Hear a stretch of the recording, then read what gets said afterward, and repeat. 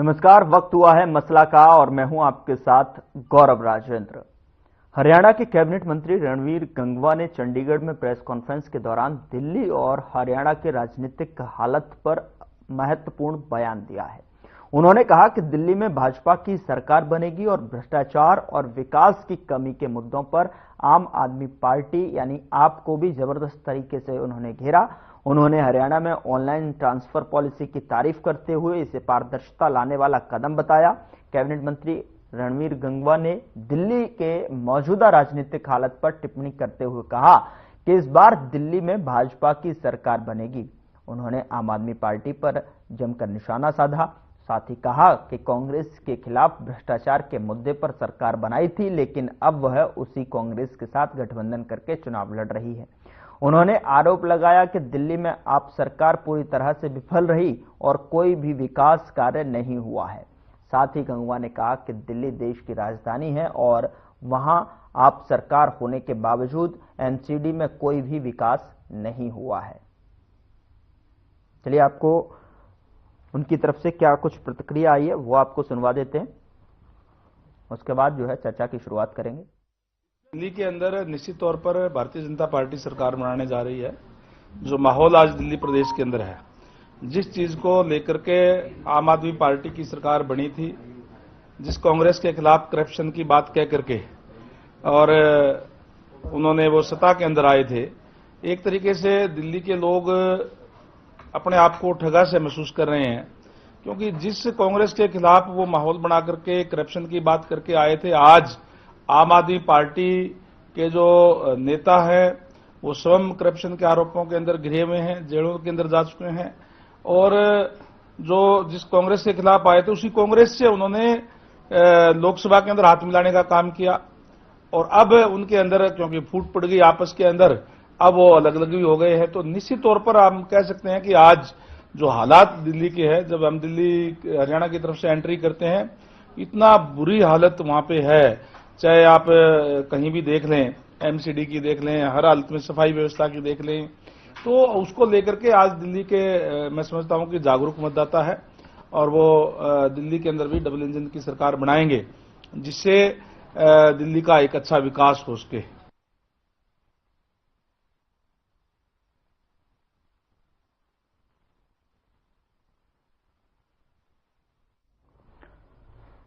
दिल्ली विधानसभा चुनाव में प्रचार करते दिखेंगे हरियाणा के तमाम दिग्गज।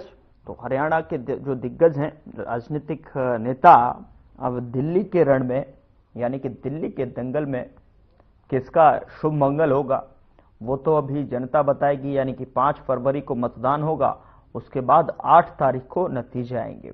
उसमें स्पष्ट तस्वीर सामने आएगी। जो आकलन सभी यहां पॉलिटिकल पंडितों की तरफ से किया जा रहा है या फिर जितने भी दावे सभी राजनीतिक पार्टियां यहां पर कर रही हैं, उसको देखते हुए अभी वक्त है। लेकिन हरियाणा की राजनीति के जो दिग्गज हैं वो इस बार जो है दिल्ली विधानसभा चुनाव में यहां पर आपको देखने को मिलेंगे। चुनाव को लेकर कैबिनेट रणवीर गंगवा का भी बयान आपने सुना, किस तरीके से उन्होंने आम आदमी पार्टी को जबरदस्त तरीके से घेरते हुए नजर आए। और साथ ही उन्होंने लोकसभा चुनाव में जो गठबंधन देखने को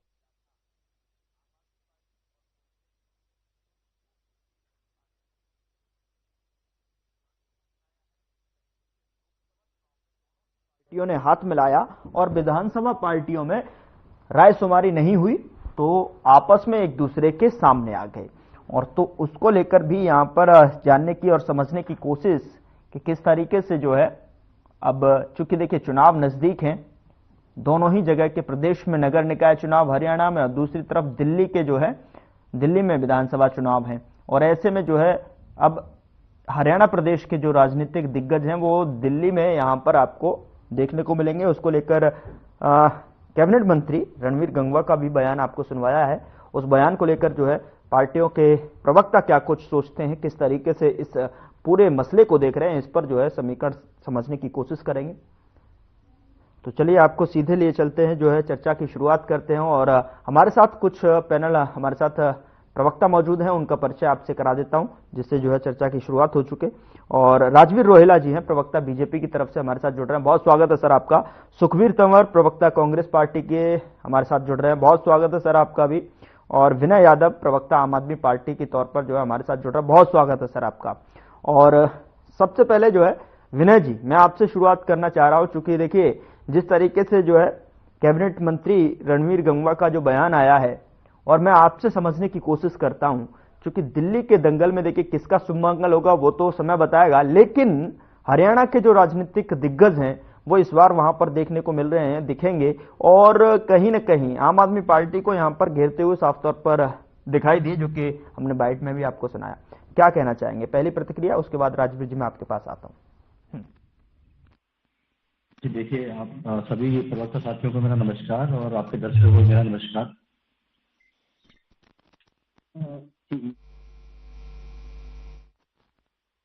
हेलो जी, आप सुन पाइए गौरव जी? आप कंटिन्यू कीजिए। जी जी देखिए गौरव जी, सब 2014 के बाद तो भारतीय जनता पार्टी और मोदी जी का जो रथ है वो दिल्ली में रुका था, और उसके बाद 2015 हो चुनाव या 2020 का चुनाव हो,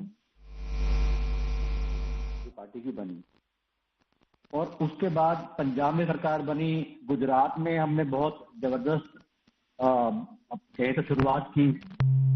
तो ये तो देखिए, आप मानोगे कि मोदी जी जो है, भारतीय जनता पार्टी है, वो आम आदमी पार्टी जिस तरह से तेजी से आगे बढ़ रही है, एक पॉलिटिकल स्टार्टअप है जो बहुत 10 साल के अंदर इतनी तेजी से आगे आई है, वो डरते हैं।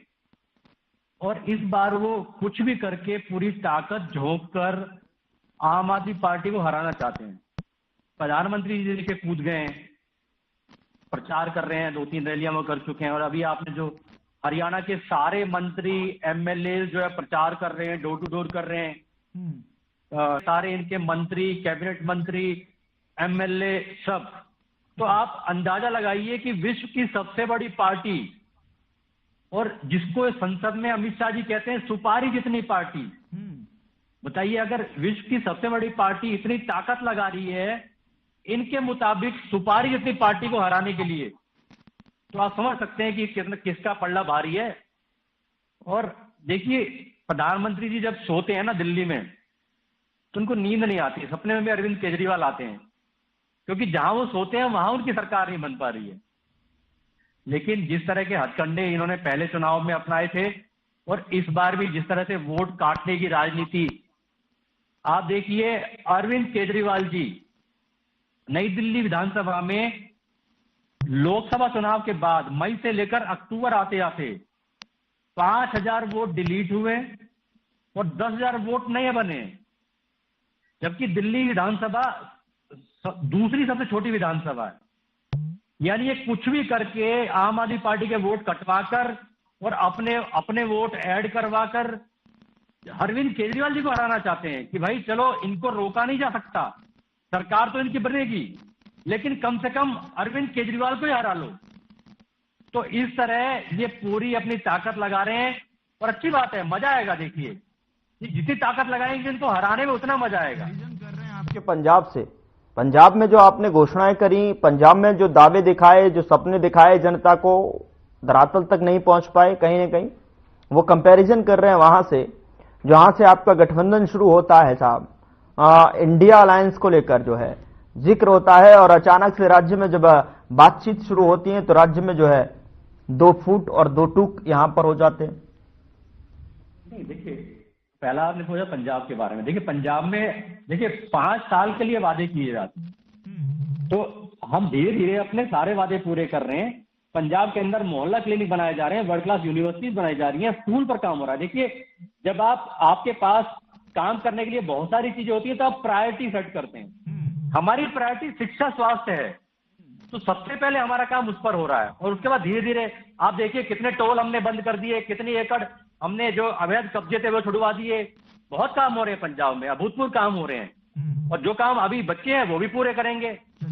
अभी तो आधा टेनर बाकी है। और बाकी आपने बात की देखिए इंडिया गठबंधन की, देखिए आप समझिए, इंडिया गठबंधन हमने पहले भी कहा था कई साल पहले हमारे गोपाल राय जी का बयान भी आया था कि भाई हम ये जहर पीने को भी तैयार, क्योंकि जिस तरह से संविधान को बदलने की कोशिश भारतीय जनता पार्टी कर रही थी, 400 पार, लोकतंत्र जिस तरह खतरे में है, जिस तरह से आप देखिए संवैधानिक संस्थाओं की क्रेडिबिलिटी है वो खत्म हो चुकी है, और इतने सवाल जो उठाए जा रहे हैं चुनाव आयोग पर उठाए जा रहे हैं, जिस तरह से चीफ जस्टिस जो चीफ इलेक्शन कमिश्नर को चुनने वाली कमेटी में से चीफ जस्टिस को हटा दिया गया। आप देखिए ना, सवाल खड़े होते हैं भाई, आपने चीफ जस्टिस को क्यों हटाया, ऐसी क्या जरूरत पड़ गई।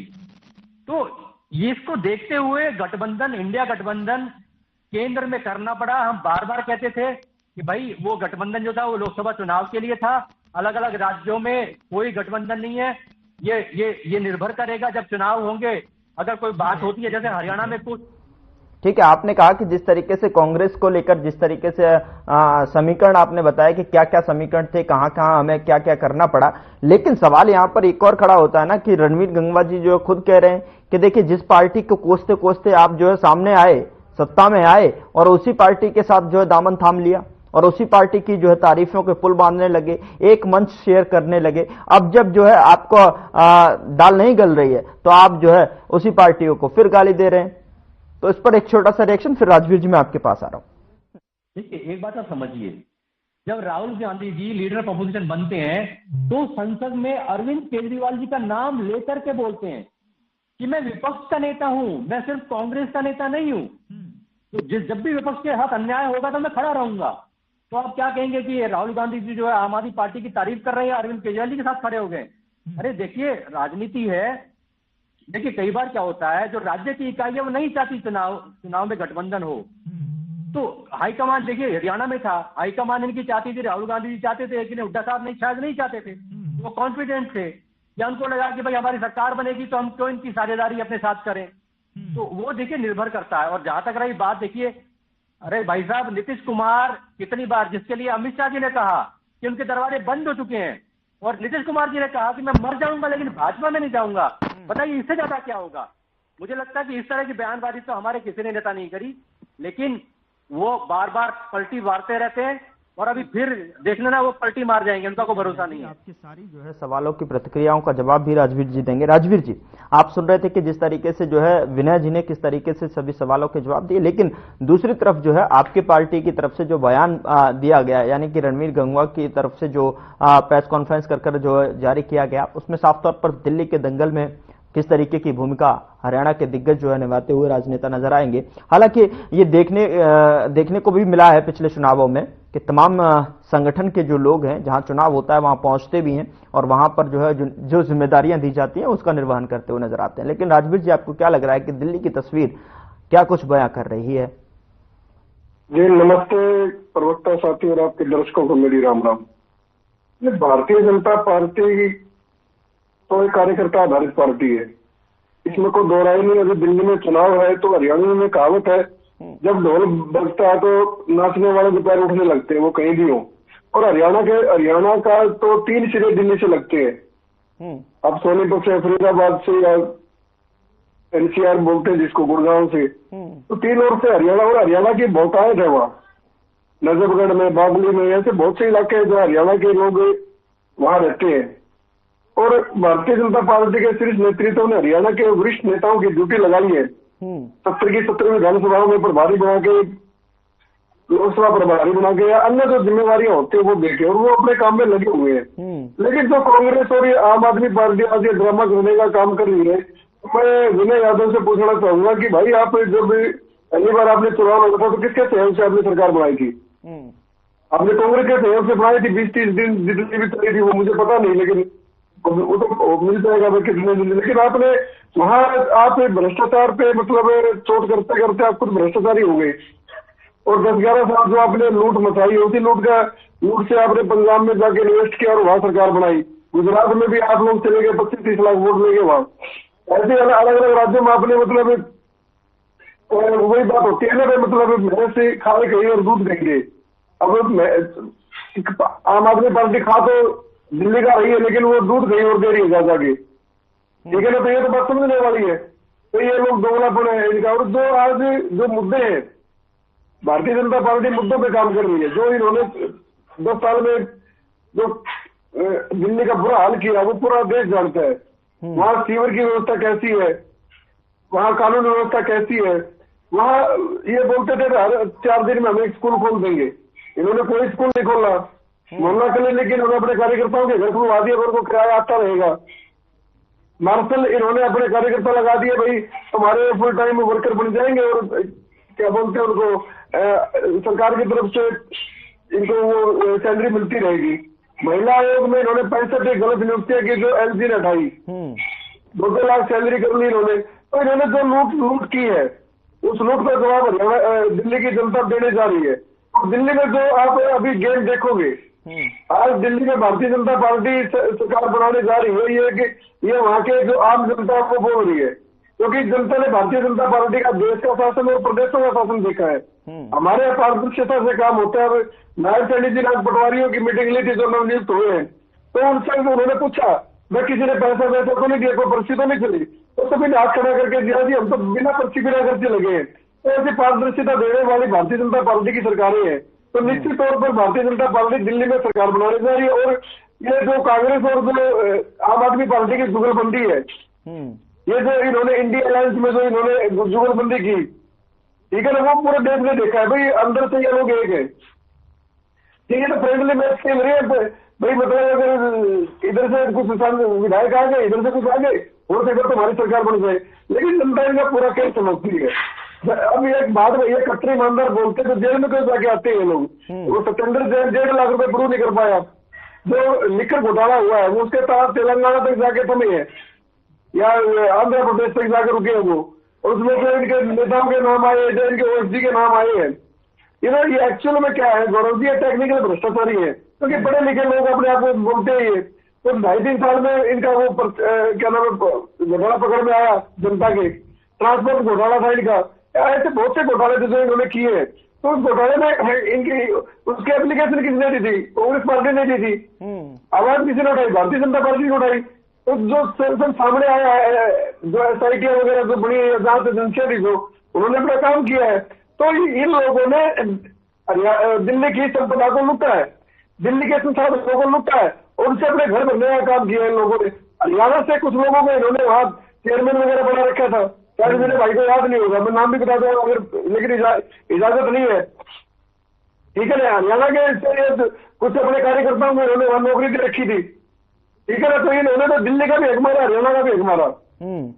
तो ये तो भ्रष्ट महाभ्रष्टम सरकार है। और केजरीवाल जो हर रोज ये गारंटी करता है, तो पंजाब में कौन सी गारंटी पूरी कर दी? पंजाब में तो महिलाओं को जो पैसा देना था, क्या देना शुरू कर दिया? 2-3 साल की सरकार होने इनकी, और निकाय चुनाव में जो इनका रिजल्ट आया वहां, वो पूरे देश ने देखा है। भाई जनता इनसे विमुख हो रही है। और अब की बार तो केजरीवाल की जो दिल्ली में जो इन्होंने अपनी फ्रेंचाइजी खोली हुई है, इस फ्रेंचाइजी का मतलब ये लगाने एक्सपायर हो जाएगा इसका मामला अब की बार। चलिए ठीक है राजवीर जी, मैं आपके पास लौटूंगा। सुखवीर जी हमारे साथ जुड़े हुए हैं। सुखवीर जी, आपका क्या प्रतिक्रिया है? अगर देखा जाए तो दिल्ली के अंदर जो है चुनावों की ऐलान हो गया है, और ऐसे में जो है आपकी क्या प्रतिक्रिया इस पूरे मामले को लेकर? जो है आम आदमी पार्टी और बीजेपी का जो रवैया है, नजरिया है दिल्ली को लेकर, वो आपने सुना। और दूसरा, क्या त्रिकोणीय ये मुकाबला वहां पर देखने को मिलेगा? गौरव जी, हमें आशा थी कि जो हरियाणा प्रदेश के स्थानीय निकाय के चुनाव हैं, उनकी भी घोषणा आज हो जाती, लेकिन चलो नहीं हुई, कोई बात नहीं। अब चूंकि आज दिल्ली के विषय पर आप चर्चा कर रहे हैं, निसंदेह दिल्ली केंद्र शासित प्रदेश है। और मैं आपको याद दिलाऊं, 1993 में जब भारतीय जनता पार्टी की सरकार बनी और 3 बार मुख्यमंत्री बदलने के बाद उस वक्त एक नारा प्रचलित हुआ था, खा गई गंठा पी गई तेल, भाजपा का देखो खेल। प्याज और तेल से त्रस्त जनता ने भारतीय राष्ट्रीय कांग्रेस को निरंतर 3 योजना 15 वर्ष सेवा का अवसर दिया। और तत्कालीन मुख्यमंत्री स्वर्गीय श्रीमती शीला दीक्षित जी ने जिस प्रकार से वाजपेयी सरकार के 2 कार्यकाल में समन्वय स्थापित करके दिल्ली ने अभूतपूर्व विकास किया, और जिसकी वजह से दिल्ली रहने के लायक हुई, क्या कोई कल्पना कर सकता था उस समय में कि सीएनजी कितनी मुश्किल और कितने विरोध के बावजूद सीएनजी जो सेवा शुरू हुई वहां पे, और जिस तरह से दिल्ली में सारे के सारे फ्लाईओवर्स जो अब बने हैं, निश्चित तौर पे अगर दिल्ली और देश का कोई विकास कर सकता है तो वो एकमात्र राजनीतिक दल है भारतीय राष्ट्रीय कांग्रेस। इसके अलावा हमें ये नहीं भूलना चाहिए, दिल्ली राष्ट्र की राजधानी है और समस्त राष्ट्र के अलग अलग जो राज्य हैं उनके निवासियों का प्रतिबिंब है।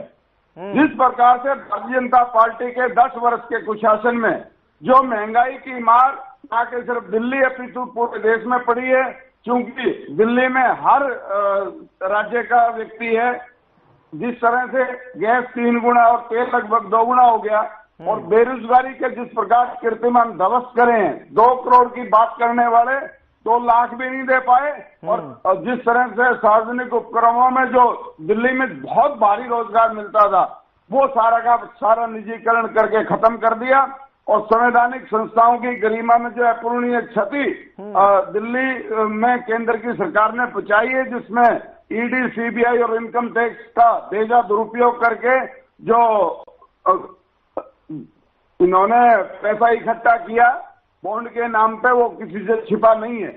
और जिस तरह से चुनाव आयोग और रिजर्व बैंक का भी इन्होंने फायदा उठाया और रिजर्व बैंक का रिजर्व भी इन्होंने नहीं छोड़ा, और जो केंद्र की विफलता के दृष्टिगत दिल्ली में जो ज्यादातर श्रमिक साथी थे कोविड के दौरान जिन्होंने पलायन किया, जो 400, 800, 900, 1100, 1400 किलोमीटर पैदल चले थे, निश्चित तौर पे आज सारे तैयार हैं और भारतीय जनता पार्टी को जो दिल्ली में ख्वाब ले रहे हैं इनको तो छोड़ ही देने चाहिए। और रही बात आम आदमी पार्टी की, आम आदमी पार्टी जो दिल्ली के निवासी थे उनकी अपेक्षाओं पे खरा नहीं उतरे हैं, और इसी वजह से हमने समय समय पे जो अभी भी चर्चा में बात चल रही थी कि हमने शिकायत करी, निश्चित तौर पे अगर कहीं कोई दुर्भावनापूर्ण काम होगा तो उसकी शिकायत भारतीय राष्ट्रीय कांग्रेस जरूर करेगी, चाहे भ्रष्टाचार का विषय है, चाहे सेवाओं में कमी का विषय है।